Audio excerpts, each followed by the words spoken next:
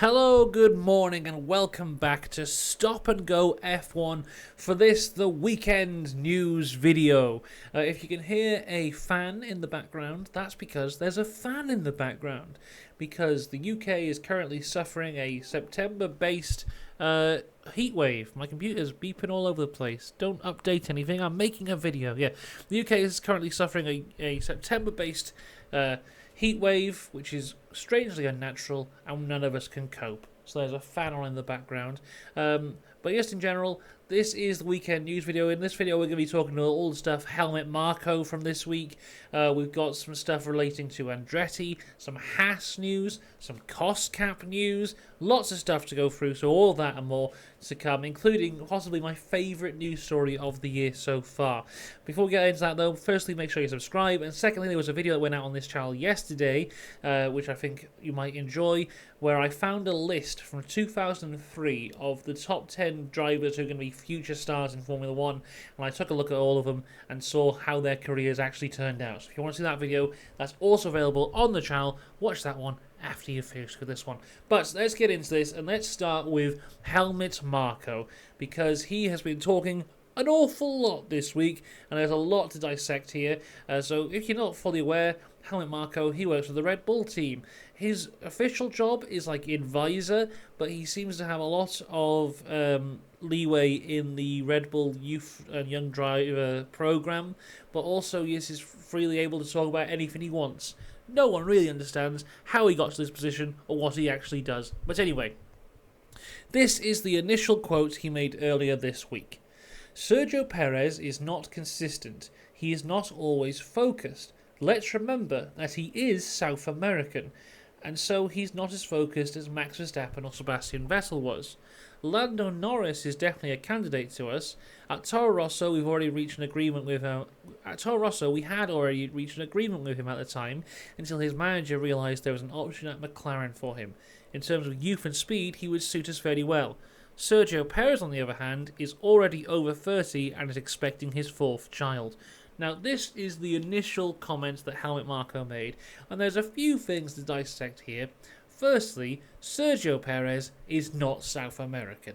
He's Mexican, which is in North America.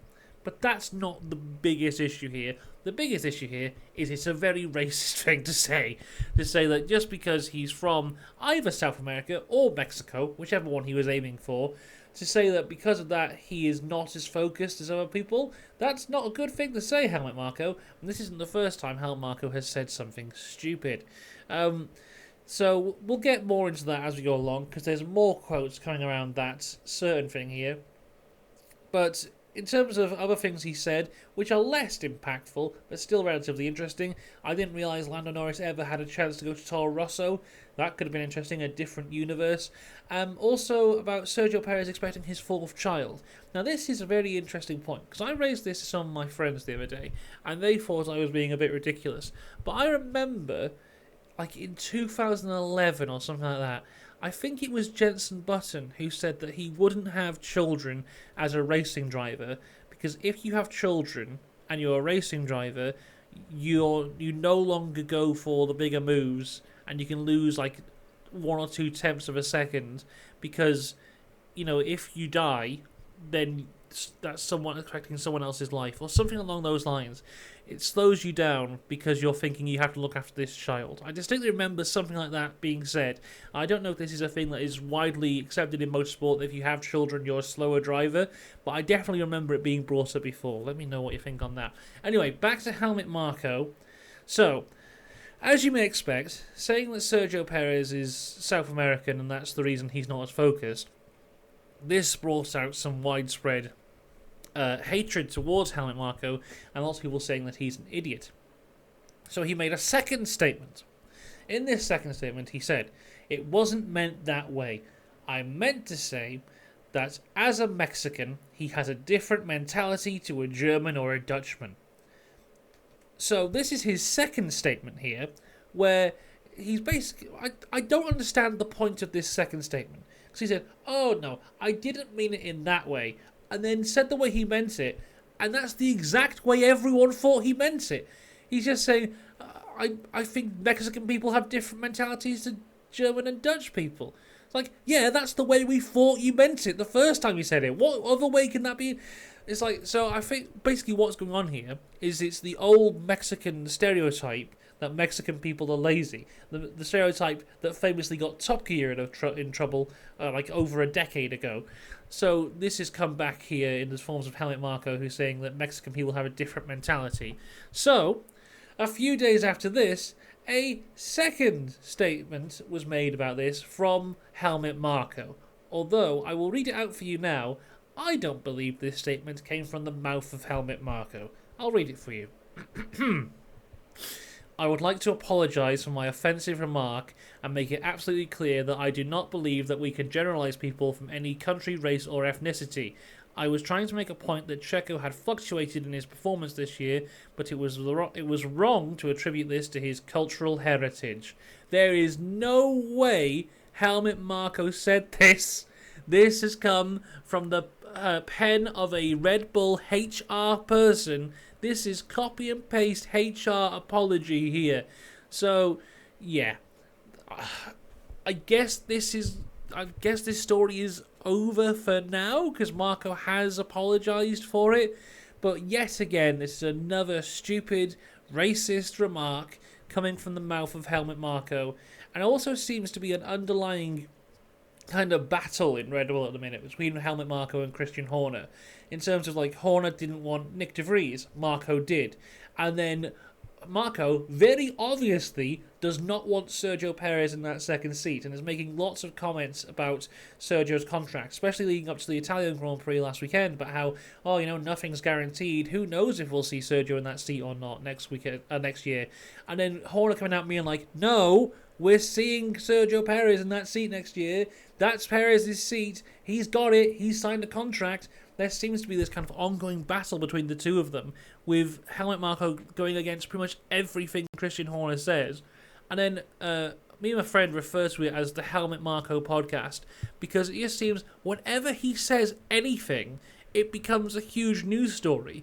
And he's just constantly talking. It's just like he walks outside and he's ready for a podcast at any time. So, yeah, apparently he doesn't believe that we generalise people from any country, despite the two previous statements that he made.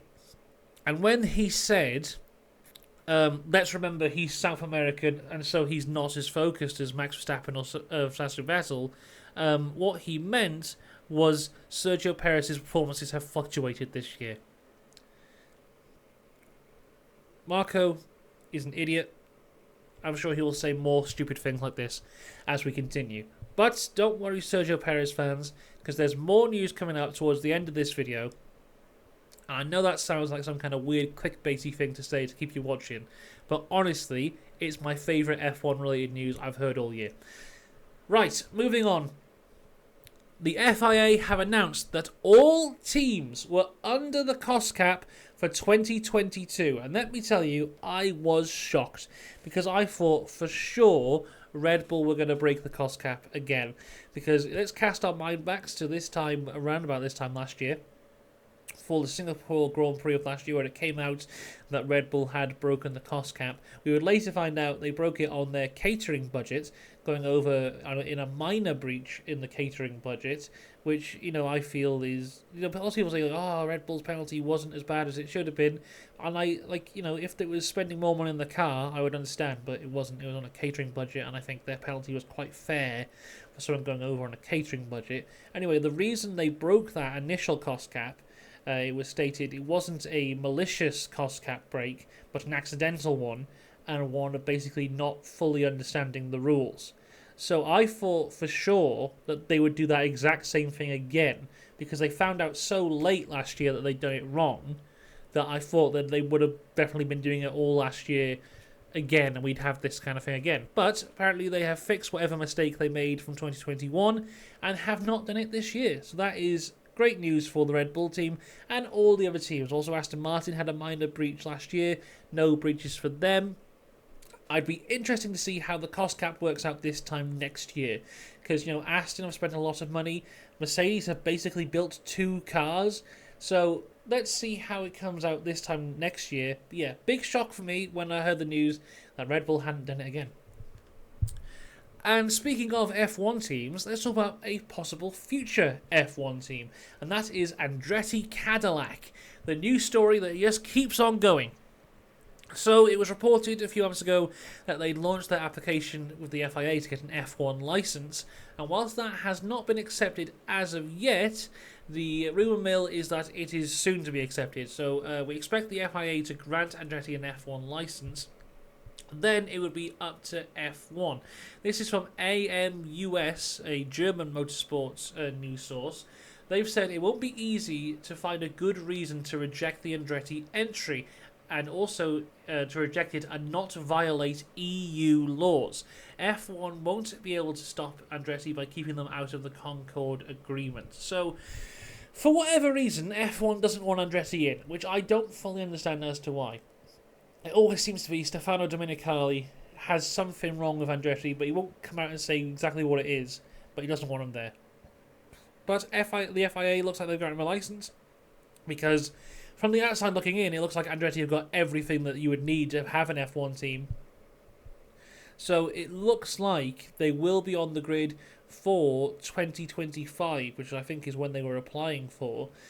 So, yeah, F1 won't be able to without violating EU laws, and I imagine that's not something they want to do. So the Andretti F1 team is looking more and more likely every day. I look forward to it. No more news on the high-tech proposal as of yet, but I imagine that the FIA probably will grant that one too. So we could have 2 new teams for 2025 as it stands at the minute. Moving on, though, let's talk about the Haas team, because here is a rumour for you from AMUS again.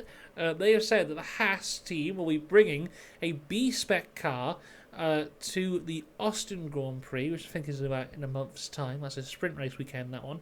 And it is based on the Red Bull. The floor, engine cover and side pods will all adopt elements from the RB19. So that is very fun. I love the Haas team. I think that's kind of evident from some of the content I posted before. But yeah, I think everyone likes them because they're the true underdogs of the F1 world. And yeah, looking forward to see what this can do. Hopefully can give it a bit more pace. Hopefully can deal with that bloody tyre setting on fire issue that they seem to have. Also, just in terms of regulations, there's more news coming here. The FIA have confirmed that they're looking into making regulation changes for the 2025 season in order to improve the ability of cars to follow each other. Aero performance loss of when following cars have gone down in the last 3 years. From 2021 it was 50%, to 2022 it was 20%, and now it is 35%, which is a strange one because the whole point of these new regulations was to make it easier for cars to follow each other.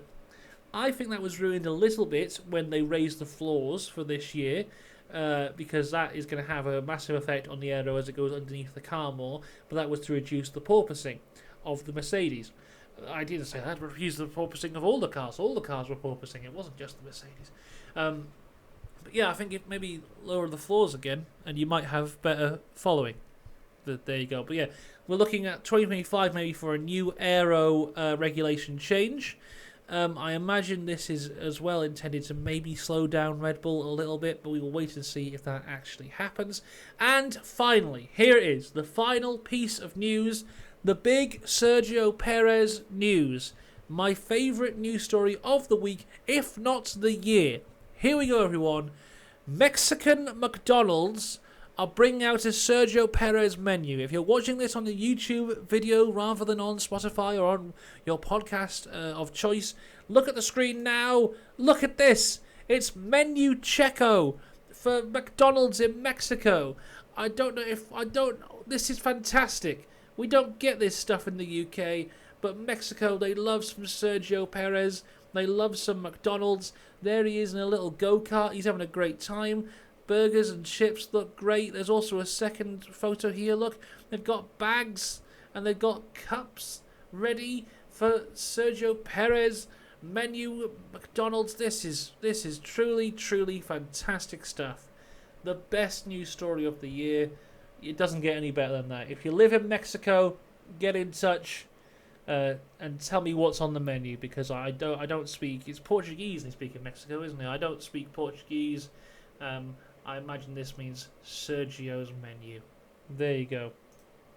So I think that is it for the news. It is. Yes, I've just gone from my notes. That is all the news we have for you for this week. Let me know what you think of any of the stories that we've spoken about. We'll be back next week for the Singapore Grand Prix. So that is very exciting. We'll be covering all the sessions here, so make sure you subscribe. Until then, have a wonderful week, and I'll see you next time. Have a good one. Goodbye.